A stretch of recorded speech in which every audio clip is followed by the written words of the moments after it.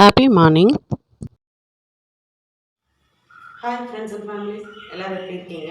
நல்லா இருக்கீங்கன்னு நம்புகிறேன். எல்லோரும் நல்லா இருக்கணும்னு கடவுளை பிரார்த்திக்கிறேன். இன்றைக்கி சூப்பரான ஒரு ரெசிபி தான். மட்டன் சால்னாவும் கூடவே மட்டன் பிரியாணி தான் பண்ண போகிறோம். எப்படி செய்யலாங்கிறத பார்க்கலாம். வீடியோவை ஸ்கிப் பண்ணாமல் பாருங்கள். கடைசி வரைக்கும் வீடியோ பார்த்திங்கன்னா நல்லா சூப்பரான எளிமையான நிறைய பேருக்கு பிடிச்ச மட்டன் பிரியாணி தம் போட்டு செய்ய போகிறோம். மட்டன் சால்னா சூப்பராக அந்த பிரியாணிக்கு ஏற்ற மாதிரி இருக்கும். கூடவே இல்லை நீங்கள் பரோட்டா வாங்கி வச்சு சாப்பிட்றீங்கனாலும் பரோட்டா போட்டு சாப்பிட்ற மட்டன் சால்னாவும் சூப்பராக இருக்குங்க. வாங்க எப்படி செய்யலாம்னு பார்க்கலாம். 1 கிலோ அளவுக்கு மட்டன் வாங்கியிருக்கிறேன். 1 கிலோ அளவு மட்டனில் ஒரு 5 பீஸ் நல்ல பெரிய எலும்பு பீஸ் இருந்துச்சு. அதை போட்டு இன்றைக்கி சால்னா வச்சிடலாம். ஒரு 5 பீஸ் மட்டும் தனியாக எடுத்து வச்சிடலாம். பிரியாணிக்குன்னு சொல்லும்போது நல்ல பெரிய பெரிய பீஸுகளாக கட் பண்ணி வாங்கிக்கோங்க. அப்போ தான் பிரியாணியில் கறி ஜாஸ்தியாக இருந்த மாதிரி நல்ல ஒரு சாப்பிட்றதுக்கு ஒவ்வொரு வாய் பிரியாணி சாப்பிடும்போதும் ஒவ்வொரு வாய் அந்த கறி வரும்போது ரொம்ப நல்லாயிருக்கும். இப்போ குக்கரில் தண்ணி இல்லாமல் மட்டனை சேர்த்துக்கோங்க. இன்னொன்று, நம்ம மட்டன் பிரியாணிக்குன்னு வாங்கும்போது அந்த மட்டனில் சுத்து கொழுப்புன்னு இருக்கும். அதுவும் சேர்த்து வாங்கினோம் அப்படின்னா அந்த பிரியாணி நல்ல ஒரு ஈரப்பதத்தோடு சூப்பராக இருக்கும் சாப்பிட்றதுக்கு.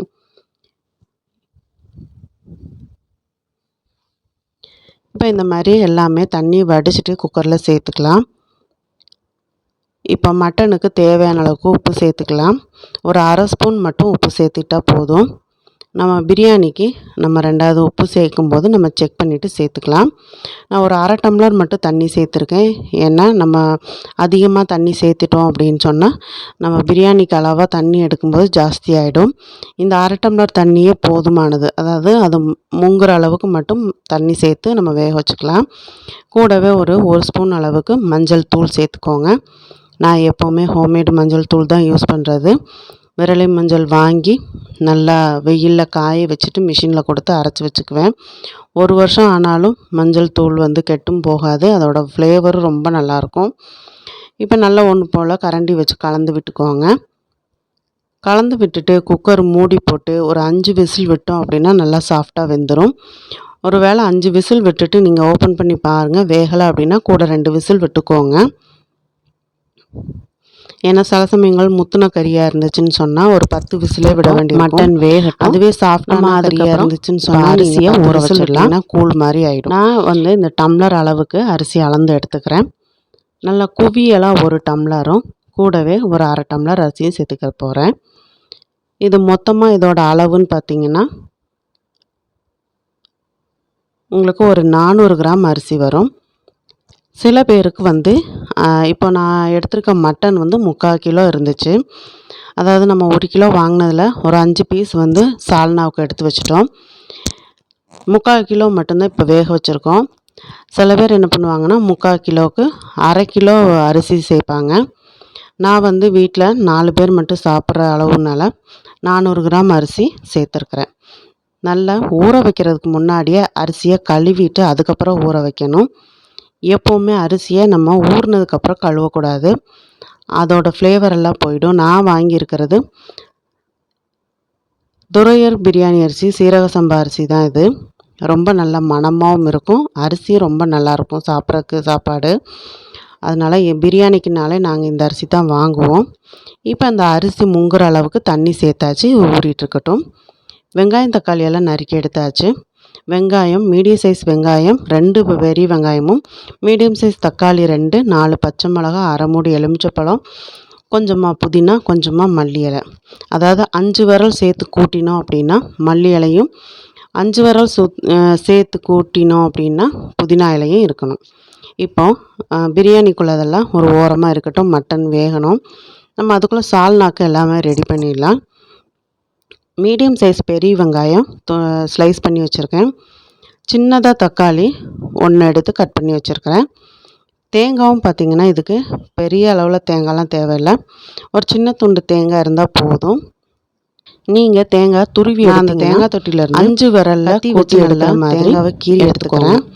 இப்போ நம்ம நறுக்கி வச்சுருந்த பெரிய வெங்காயம் தக்காளியை மிக்ஸி ஜாரில் சேர்த்து நல்லா நைஸாக அரைச்சி எடுத்துக்கலாம்.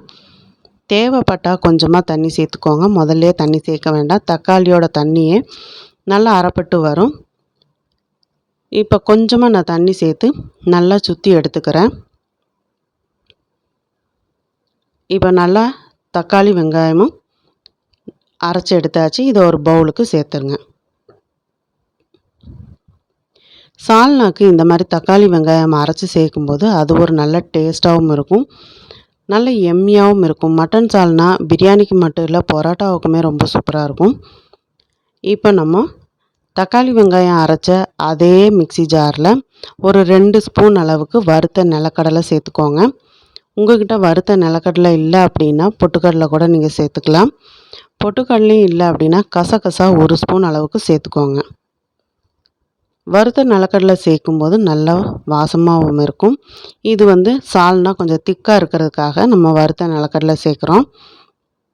அந்த வறுத்த நிலக்கடலையோடையே நம்ம கீறி வச்சிருந்த தேங்காவை பல்லாக கீறி சேர்த்துக்கலாம். நம்ம எடுத்து வச்சிருந்த ஒரு துண்டு தேங்காவையும் நல்லா அந்த வறுத்த நிலக்கடலை முந்திரி பருப்பு இருந்ததுன்னா இப்போ கொஞ்சமாக தண்ணி கூட நல்லா நைஸாக அரைச்சி எடுத்துக்கோங்க. கொஞ்சம் கூட குறகுறப்பு இல்லாமல் நல்லா நைஸாக அரைச்சி எடுத்தாச்சு. இந்த மாதிரி நல்லா பேஸ்ட்டாக அரைச்சி எடுத்துக்கணும். இப்போ எல்லாமே ரெடி ஆகிடுச்சு. சால்னா வச்சிடலாம். சால்னா வைக்கிறதுக்கு ஒரு குக்கர் அடுப்பில் வச்சுக்கோங்க. இதுவே நீங்கள் மட்டனை நம்ம ஏற்கனவே பிரியாணிக்கு மட்டன் வேக வச்சோம் இல்லையா, அதிலே கூட நீங்கள் கறியை வேக வச்சுட்டு தனியாக எடுத்து நீங்கள் சால்னா பண்ணலாம். இந்த மெத்தடில் பண்ணும்போது இன்னுமே அந்த எலும்பில் உள்ள சாறு ஃபுல்லாகவே இந்த சால்னாவில் இறங்கி நல்ல ஒரு ஃப்ளேவராக இருக்கும். ஒரு 4 ஸ்பூன் ஆயில் சேர்த்துக்கோங்க. அதில் சின்னதாக ஒரு நட்சத்திர சோம்பு, கல்பாசி, 1/2 ஸ்பூன் சோம்பு, சின்ன பிரிஞ்சி இலை, 4 பட்டை, அதாவது 4 கிராம்பு, 4 ஏலக்காய், ஒரு சின்ன துண்டு பட்டை, இத்தனையும் சேர்த்து நல்லா பொரிஞ்சு வரட்டும். பொரிஞ்ச உடனே கொஞ்சம் கருவேப்பிலை சேர்த்துக்கோங்க. கருவேப்பிலை சேர்ந்து பொரிஞ்சதுக்கப்புறம் வெங்காயம் தக்காளி பேஸ்ட்டை சேர்த்துருங்க. மீடியம் ஃப்ளேமில் வச்சுட்டு ஒன்று போல் நல்லா வதக்கி விடுங்க. நல்லா இந்த மாதிரி மீடியம் ஃப்ளேமில் வச்சு வதக்கி விடும்போது அதோட ராஸ்மெல் போக நல்லா ஒரு 3 நிமிஷம் வதக்கி விட்டுக்கோங்க. அது நம்ம தண்ணி கலந்துருக்கிறதெல்லாம் வற்றி வரணும். ரொம்பையும் வற்றணுங்கிறதில்ல, அதோட ராஸ்மெல் போனால் போதும். ஏன்னா நம்ம மட்டன் எலும்பை சேர்த்துட்டு நம்ம விசில் போட்டு ஒரு 3 விசில் விட போகிறோம். அதனால் அப்போ உங்களுக்கு ராஸ்மெல் ஃபுல்லாகவே போயிடும். இப்போ ஒரு 3 நிமிஷம் வதக்கினதுக்கப்புறம் 1 ஸ்பூன் அளவுக்கு இஞ்சி பூண்டு பேஸ்ட்டு சேர்த்துக்கோங்க. நான் வீட்டில் எப்போவுமே நார்மலாக 100 கிராம் இஞ்சினா 100 கிராம் பூண்டு சேர்த்து கொஞ்சமாக தண்ணி சேர்த்து மிக்ஸி ஜாரில் அரைச்சி டப்பாவில் போட்டு ஃப்ரிட்ஜில் ஸ்டோர் பண்ணி வச்சுக்குவேன். ஹோம்மேட் இஞ்சி பூண்டு பேஸ்ட்டு தான் ரொம்ப வாசமாகவும் இருக்கும், நல்லாவும் இருக்கும். இப்போ நம்ம எடுத்து வச்சுருந்த எலும்பை சேர்த்தாச்சு, மட்டன் எலும்பு சேர்த்தாச்சு. மட்டன் எலும்பு சேர்த்துட்டு கொஞ்சமாக உப்பு சேர்த்துக்கோங்க. உப்பு எப்போவுமே கம்மியாக சேர்த்துக்கோங்க. பத்தலை அப்படின்னா திருப்பி சேர்த்துக்கலாம். எடுத்த உடனே அதிகமாக உப்பு சேர்த்துட்டு அப்புறம் உப்பு கரிக்க போகுது, சாப்பிட முடியாமல் ஆகிடும். நல்லா மசாலாவிலேயே அந்த மட்டன் எலும்பை நல்லா பிரட்டி விடுங்க. நல்லா ஒரு 2லேருந்து 3 நிமிஷம் நீங்கள் பிரட்டினதுக்கப்புறம் மசாலாலாம் சேர்க்க ஆரம்பிச்சிடலாம். 1 ஸ்பூன் அளவுக்கு மஞ்சள் தூள் சேர்த்துக்கோங்க. இது கூடவே நீங்கள் காரத்துக்கு ஏற்ற மாதிரி மிளகாத்தூள் நீங்கள் உங்களோட காரத்துக்கு ஏற்ற மாதிரி சேர்த்துக்கோங்க. அப்புறம் தனி மல்லித்தூள் 2 ஸ்பூன் அளவுக்கு நான் சேர்த்துருக்கேன். மல்லித்தூளுமே நான் யூஸ் பண்ணுறது நாட்டு மல்லி வாங்கி தான் நல்லா வறுத்துட்டு மிஷினில் கொடுத்து அரைச்சி வச்சுப்பேன். அதுதான் ரொம்ப மணமாகவும் இருக்கும், கலரும் கொடுக்கும். மிளகாத்தூள் நான் 2 ஸ்பூன் அளவுக்கு நான் சேர்த்துருக்கேன். ஹோம்மேட் கரம் மசாலா 1/2 ஸ்பூன் அளவுக்கு சேர்த்துருக்குறேன்.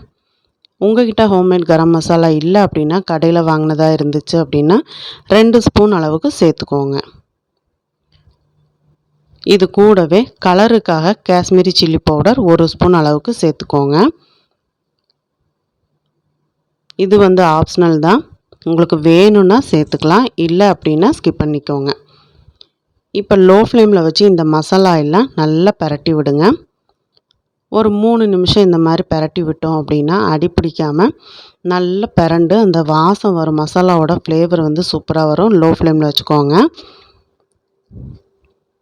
நல்லா ஒரு 3 நிமிஷம் வதக்கினதுக்கப்புறம் ஒரு 1/2 லிட்டர் அளவுக்கு தண்ணி சேர்த்துக்கோங்க. சேர்த்துட்டு நல்லா ஒன்று போல் கலந்து விட்டுட்டு இந்த ஸ்டேஜில் உப்பு பார்த்துக்கோங்க.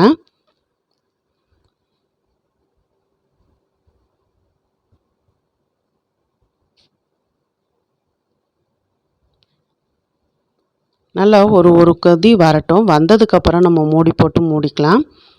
ஒரு கொதி வந்ததுக்கப்புறம் மல்லி இலையை இந்த மாதிரி கையாலேயே பிச்சு விட்டு சேர்த்துக்கோங்க. அதே மாதிரி புதினாவும் ஒரு 10 புதினா இலைகளை எடுத்து இந்த மாதிரி கிள்ளி சேர்த்துக்கோங்க. எப்போவுமே மல்லி புதினாலாம் நம்ம கிள்ளி சேர்க்குறதோட ருசியே தனி தான். நல்லா ஒன்று போல் கலந்து விட்டாச்சு. இந்த ஸ்டேஜில் அரைச்ச தேங்காயில் நான் கொஞ்சம் தண்ணி கலந்து எடுத்து ஒரு பவுலில் வச்சுருந்தேன். அதையும் சேர்த்துடலாம். சேர்த்து நல்லா ஒன்று போல் கலந்து விட்டுருங்க.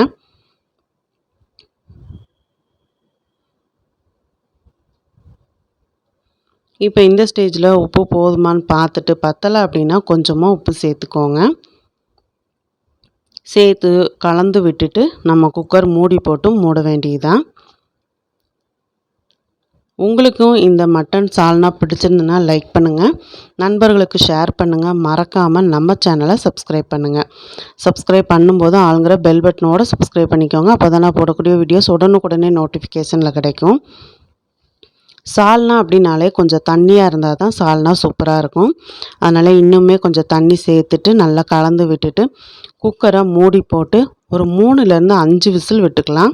ஏன்னா மட்டன் நம்ம வேக வைக்கலை, இப்போ இந்த சால்னாவில் போட்டு தான் வேக வைக்கிறோம். 5 விசில் விட்டோம் அப்படின்னா மட்டனும் நல்லா வெந்து அந்த சத்து ஃபுல்லாகவே அந்த சால்னாவில் இறங்கிட்டு குழம்பு ரொம்ப சூப்பராக இருக்கும் சால்னா. இப்போ ஓப்பன் பண்ணி பிரியாணிக்குள்ள மட்டனை வெந்துருச்சான்னு பார்க்கலாம். நல்லாவே வெந்திருக்குதுங்க. கரண்டி வச்சு நம்ம இப்படி எடுக்கும்போது அப்படியே சாஃப்டாக உடஞ்சி வரணும். அப்போ தான் மட்டன் சூப்பராக இருக்கும் எடுத்து சாப்பிட்றதுக்கு. நல்லாவே வெந்திருக்குது. இப்போ நம்ம பிரியாணி பண்ண ஆரம்பிச்சிடலாம். சால்னாவை அந்த அடுப்பில் 5 விசில் வரட்டும்னு சொல்லி எடுத்து வச்சிட்டேன். இப்போ இந்த அடுப்பில் நம்ம பிரியாணி பண்ணிடலாம். பிரியாணி ரெடியாகி வரும்போது உங்களுக்கு சால்னாவும் சூப்பராக ரெடியாகி வந்துடுங்க. நம்ம 400 கிராம் அரிசி எடுத்திருக்கோம், 3/4 கிலோ மட்டன் எடுத்திருக்கோம். அதனால் ஒரு 200 ml அளவுக்கு எண்ணெய் சேர்த்துக்கோங்க.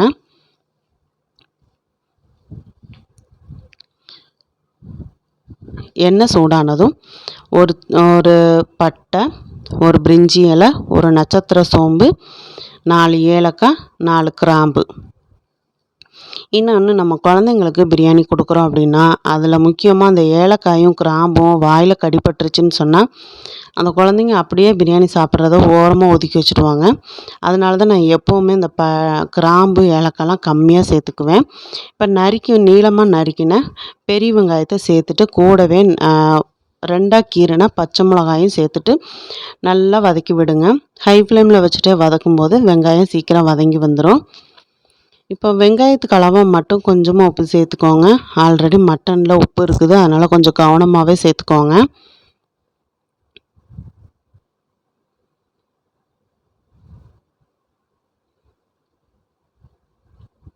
பிரியாணியும் பார்த்திங்கன்னா இதே மெத்தடில் பண்ணினீங்கன்னா நல்லா உதிரியாக ரொம்ப சூப்பராக வாசமாக இருக்கும்.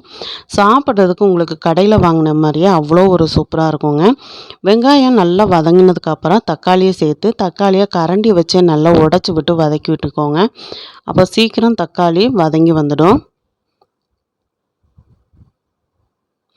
பிரியாணியை பொறுத்த வரைக்கும், மட்டன் பிரியாணியை பொறுத்த வரைக்குமே வெங்காயம் கொஞ்சம் நல்லாவே வதங்கி வரணும். ஆனால் நிறம் மாறக்கூடாது.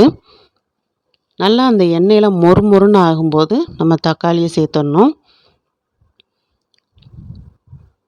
தக்காளியை இந்த கரண்டி வச்சு நல்லா மசிச்சு விட்டு வதக்கும்போது ஓரளவுக்கு நல்லா மசிஞ்சு வருங்க.